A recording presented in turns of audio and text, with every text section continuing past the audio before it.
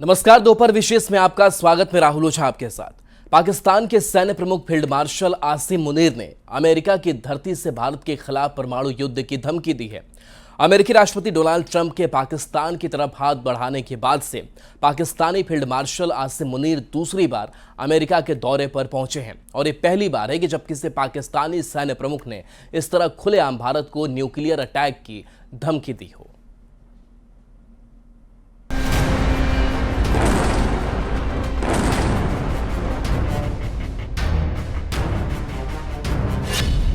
America की सरजमीं से मुनीर की गीदड़ भभकी।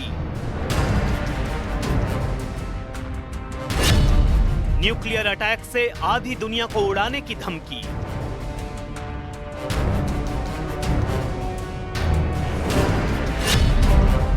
सिंधु जल समझौते के टूटने से तिलमिलाया मुनीर।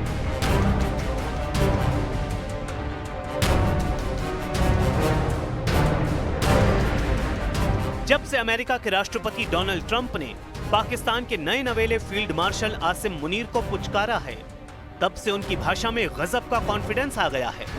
ऑपरेशन सिंदूर में भारत के हाथों बुरी तरह पिटा पाकिस्तान अमेरिका की गोद में बैठकर भारत को न्यूक्लियर युद्ध की धमकी दे रहा है। फिर अमेरिका पहुंचा पाकिस्तान का फील्ड मार्शल।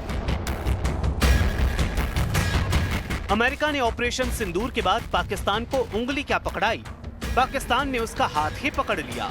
भारत और अमेरिका के बीच टैरिफ को लेकर चल रही खींचतान का फायदा उठाने आसिम मुनीर फिर से अमेरिका जा पहुंचा।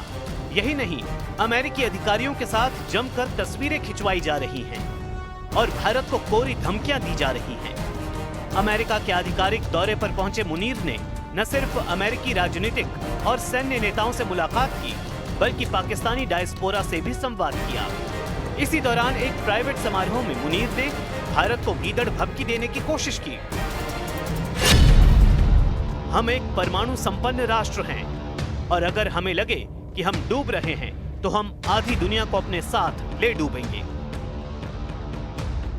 इतना ही नहीं, मुनीर ने सिंधु जल समझौते के रद्द होने पर भी जमकर खींच निकाली।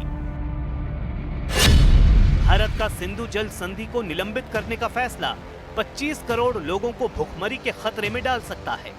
हम इंतजार करेंगे कि भारत बांध बनाए और जब वो ऐसा करेगा तो फिर हम उसे 10 मिसाइलों से फारिग कर देंगे।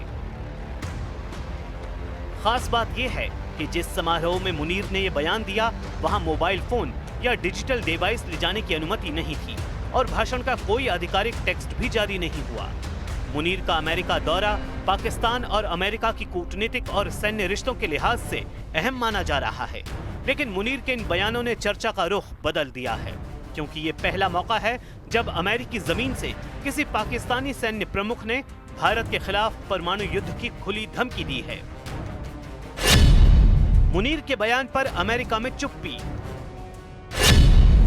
मुनीर की कोरी धमकियों से नहीं डरेगा Bharat.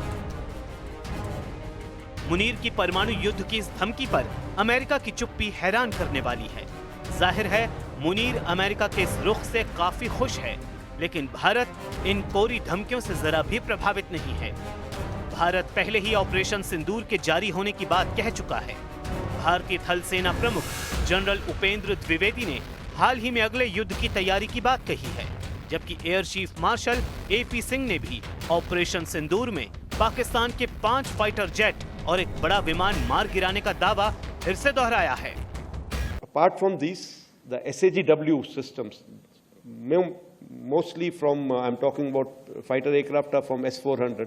We have at least 5 fighters confirmed kills and 1 large aircraft, which could be either an Elint aircraft or an AWNC aircraft, which was taken on at a distance of about 300 kilometers.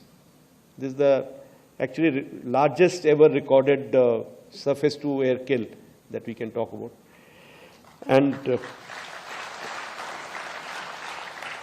so this plan was discussed. Even the escalation metrics were made and discussed as to where can it lead to, what can happen, and if this happens, what is going to be our response. So it was a nicely planned out effort. भारतीय नौसेना भी अरब सागर में पूरी ताकत के साथ तैनात है।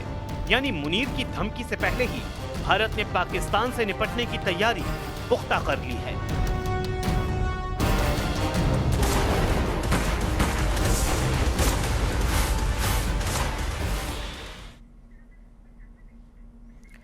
अरब सागर में भारत और पाकिस्तान दोनों की नौसेनाएं आमने सामने हैं और एक ही समय में फायरिंग ड्रिल की तैयारी में जुटी है। दोनों देशों ने नेविगेशन एरिया वार्निंग जारी कर दी है। ऐसे में सवाल उठ रहा है कि क्या ये सिर्फ रूटीन सैन्य अभ्यास है या फिर सेना प्रमुख उपेंद्र द्विवेदी की अगले युद्ध को लेकर जारी चेतावनी सच साबित होने वाली है।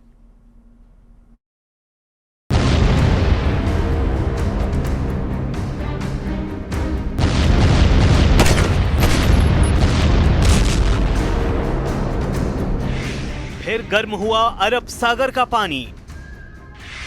फायरिंग ड्रिल में आमने सामने भारत पाक की नौसेनाएं।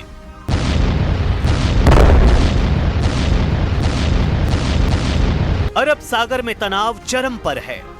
भारतीय नौसेना का ऑपरेशन सिंदूर अभी भी जारी है, जिसने पाकिस्तानी नौसेना को उनके तटों तक सीमित कर दिया था। लेकिन अब पाक नौसेना गहरे समुद्र में वापसी की कोशिश कर रही है। भारत और पाकिस्तान दोनों एक साथ फायरिंग ड्रिल की तैयारी में हैं, जिसने अरब सागर में हलचल बढ़ा दी है। एक ही समय पर फायर ड्रिल कर रहे हैं भारत पाकिस्तान। अरब सागर में दोनों देशों ने जारी की वार्निंग। भारत और पाकिस्तान दोनों देशों की नौसेनाएं आमने सामने हैं और एक ही समय में फायरिंग ड्रिल में हिस्सा ले रही हैं। इसी कड़ी में दोनों देशों की तरफ से नेविगेशन एरिया वार्निंग जारी की गई। भारत की तरफ से जारी नेवेरिया वार्निंग के मुताबिक ओखा, पोरबंदर और मोरमुगांव के समंदर में मरीन ट्रैफिक को चेतावनी दी गई है कि इस इलाके से दूर रहें। ओखा तट के पास 11 अगस्त को सुबह 11:30 बजे से लेकर 1:30 बजे तक, पोरबंदर के पास 12 अगस्त को रात 12:30 बजे से शाम 6:30 बजे तक और मोरमुगांव के पास 13 अगस्त को दोपहर 1:30 बजे से शाम 6 बजे तक फायरिंग ड्रिल होगी। पाकिस्तान की तरफ से जारी नेवेरिया वार्निंग के मुताबिक 11 अगस्त सुबह 4 बजे से 12 अगस्त शाम 4 बजे तक अरब सागर के एक हिस्से में मरीन ट्रैफिक पर रोक होगी। ऑपरेशन सिंदूर के बाद से दोनों देशों के बीच तनाव लगातार बढ़ा है। ऐसे में दोनों का एक साथ फायर ड्रिल करना नए तनाव का संकेत माना जा रहा है। तनाव के बीच थल सेना प्रमुख की चेतावनी, अगले युद्ध के लिए रहना होगा तैयार। अरब सागर में जारी तनाव के बीच और अमेरिका में पाकिस्तानी फील्ड मार्शल आसिम मुनीर की न्यूक्लियर वॉर की धमकी के बीच भारतीय थल सेना प्रमुख जनरल उपेंद्र द्विवेदी ने भी अगले युद्ध की तैयारी को लेकर बयान दिया है। The next war which we are looking at, it may happen soon and we have to prepare accordingly, as already been brought out by director, that in this we have to fight this battle together. This non-kinetic has to be fought together. So what are the deductions? That as far as whole of nation approach will be there for the next war, it is not the military alone which will be fighting. अरब सागर से उठती ये बारूदी गूंज सवाल खड़े कर रही है, क्या ये आने वाली किसी नई जंग का ट्रेलर है?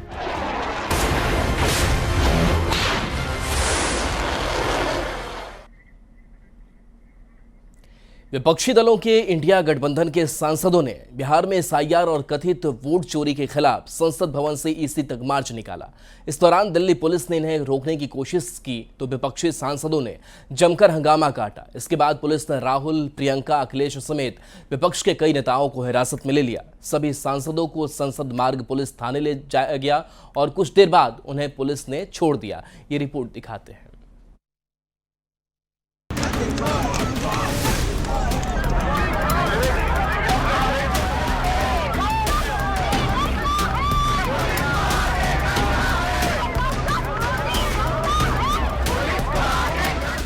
बिहार में सर यानी विशेष मतदाता पुनरीक्षण के खिलाफ विपक्षी दलों के सांसदों ने संसद भवन से चुनाव आयोग के दफ्तर तक पैदल मार्च किया। इस दौरान अखिलेश यादव पुलिस की बैरिकेडिंग के ऊपर से कूद गए और जब पुलिस ने उन्हें रोका तो वो वहीं पर धरने पर बैठ गए।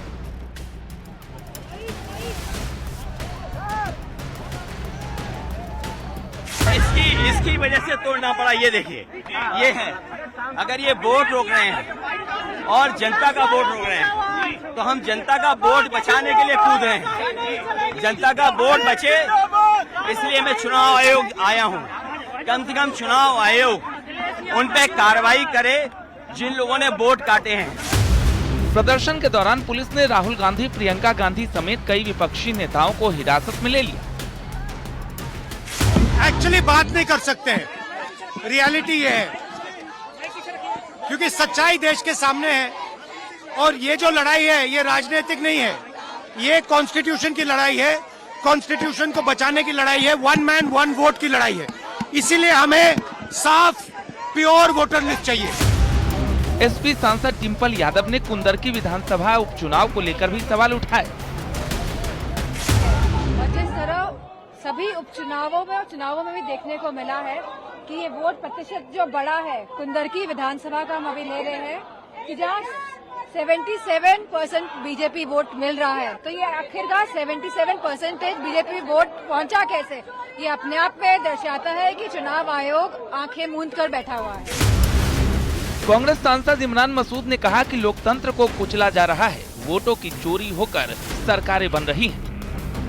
देखिए, ये लोकतंत्र को कुचल रहे हैं और वोटों की चोरी होकर के सरकारें बन रही हैं। ये चुराई हुई सरकारों के ऊपर विश्वास नहीं है। सर, लेकिन इलेक्शन कमीशन ने तो कहा था कि 30 लोग आ जाए, फिर क्या दिक्कत है? 30 लोगों को तो अनुमति नहीं जाने दे रहे, नहीं मिल रहे। अयोध्या से एसपी सांसद अवधेश प्रसाद ने कहा कि बीजेपी सरकार देश से लोकतंत्र खत्म करना चाहती है। भारतीय जनता पार्टी की सरकार इस देश से लोकतंत्र खत्म करना चाहती है। बाबा साहब भीमराव अम्बेडकर ने जो मत का अधिकार दिया था उसको खत्म करना चाहती है। उसकी शुरुआत जनपद अयोध्या जो प्रभु श्री राम की धरती है, उपचुनाव मिल्कीपुर में हुआ है। केंद्रीय मंत्री एसपी सिंह बघेल ने सर के विरोध पर कहा कि मुस्लिम वोटों के तुष्टीकरण के लिए विरोध किया जा रहा है। ये सब मुसलमान वोटों के तुष्टीकरण के लिए हो रहा है। ये विपक्ष अकेला विपक्ष है जो देश की एकता, अखंडता, भाईचारा, इंटरनल सिक्योरिटी, सामाजिक सौहार्द और चुनाव लोकतंत्र को भी प्रभावित करने वाले काम कर रहे हैं। सरकार का कहना है कि सर पर रोक से सुप्रीम कोर्ट ने भी इनकार किया है, लेकिन विपक्ष चुनाव आयोग पर सवाल खड़े करके बेवजह इस पर सियासत कर रहा है। Bureau report, news 18। Uttar Pradesh के फतेहपुर में एक मकबरे की जमीन को लेकर विवाद छिड़ गया है, जिसके बाद विवादित जगह पर भारी पुलिस बल का पहरा लगा दिया गया है। पूरा मामला क्या है, इस रिपोर्ट में आपको दिखाते हैं।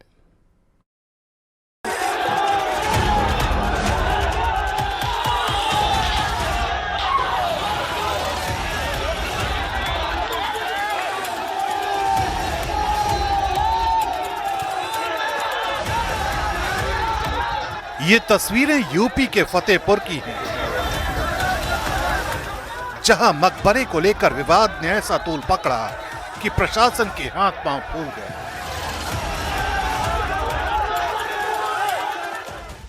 बीजेपी जिला अध्यक्ष मुखलाल पाल की अगुवाई में सैकड़ों लोगों की भीड़ मकबरे के पास पहुंच गई और नारेबाजी के बीच टकराव के हालात बन गए।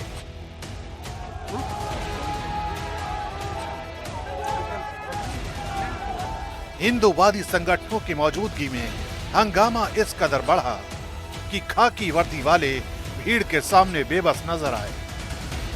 माहौल तब और गर्मा गया जब सैकड़ों लोगों की भीड़ मकबरे की छत पर चढ़ गई और भगवा झंडा लहराकर नारेबाजी होने लगी। इसी बीच मुस्लिम पक्ष की तरफ से भी पथराव शुरू हो गया और देखते ही देखते इलाका जंग के मैदान में तब्दील हो गया।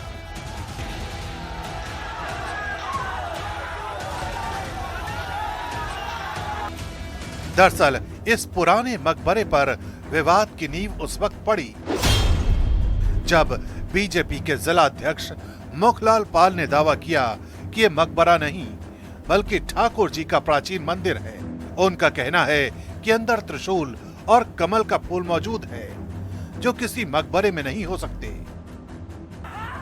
उनका आरोप है कि आक्रांताओं ने सदियों पहले इस मंदिर को ढहाकर मकबरे में तब्दील कर दिया।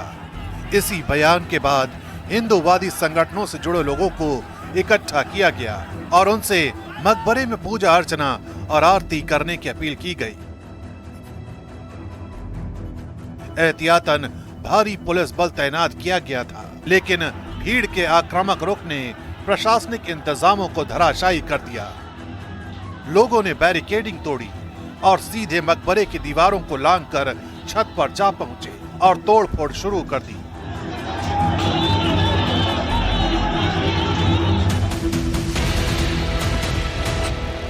मकबरे के चारों ओर बैरिकेडिंग का पहरा लगाया गया था, लेकिन बेकाबू भीड़ ने न सिर्फ बैरिकेडिंग को ध्वस्त किया, बल्कि भीड़ मौके पर मौजूद पुलिस वालों के लिए चुनौती बन गई।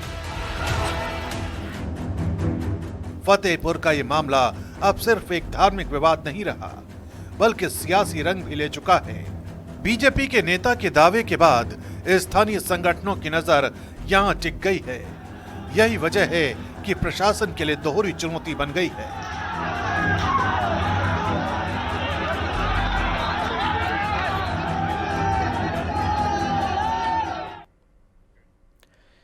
और चलिए न्यूज़ 18 बिहार झारखंड पर खबरें आपके लिए लगातार जारी हैं।